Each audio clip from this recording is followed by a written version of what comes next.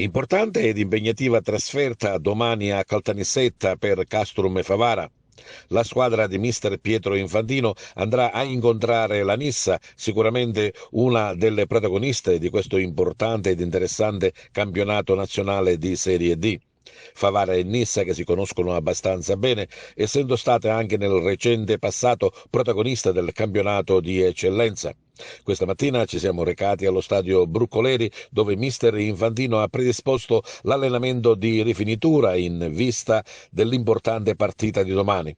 Partita che i tifosi favaresi non potranno assistere in diretta in quanto vige il divieto di trasferta da parte della prefettura. La partita comunque sarà trasmessa sui canali social.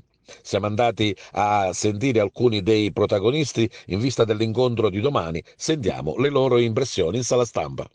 Com'è stata la settimana di lavoro? No, come la solita, sicuramente cambia qualcosa rispetto sotto l'aspetto tattico, perché l'avversario magari si posiziona diversamente dal Paternò che attuava un 3-5-2, la Nissa attua un 4-3-3, un 4-3-1-2, ma noi siamo pronti tatticamente, i ragazzi sanno quello che devono fare, l'ho visti molto concentrati, sapendo che in palio ci sono punti importanti per il nostro proseguo.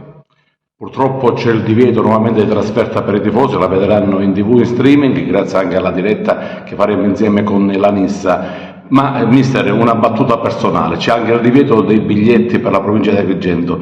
Come vive un mister che lascia la moglie a casa, essendo residente in un comune che non è Favara? Ma sicuramente già è una sconfitta per lo sport quando c'è un divieto, però come sempre noi dobbiamo essere rispettosi per la legge, per quello che dice lo Stato, ci dobbiamo adeguare e dobbiamo rispettare questo divieto, però credo che la mia famiglia voleva venire a vedere la partita, io sono di Cammarata, credo che in provincia di Agrigento, credo che sia molto penalizzante attuare questo divieto tutta la provincia di Agrigento, credo che non ci siano i presupposti per creare disordini. Raul, vigilia di Nissa Favara, che partita sarà per te?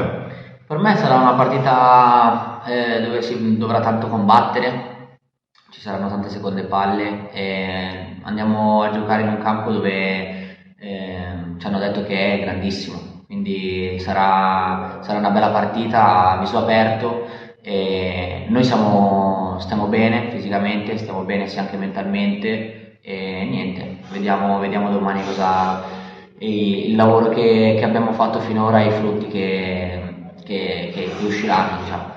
Guarda, sinceramente domani sarà una partita tosta e già la cominciamo a preparare già martedì, quindi siamo mentalizzati che sarà una partita in cui dobbiamo essere concentrati 95 minuti. Loro stanno bene e noi veniamo in un pareggio che secondo me ci ha dato coraggio per affrontare la partita di domani, ci vuole tanto sacrificio.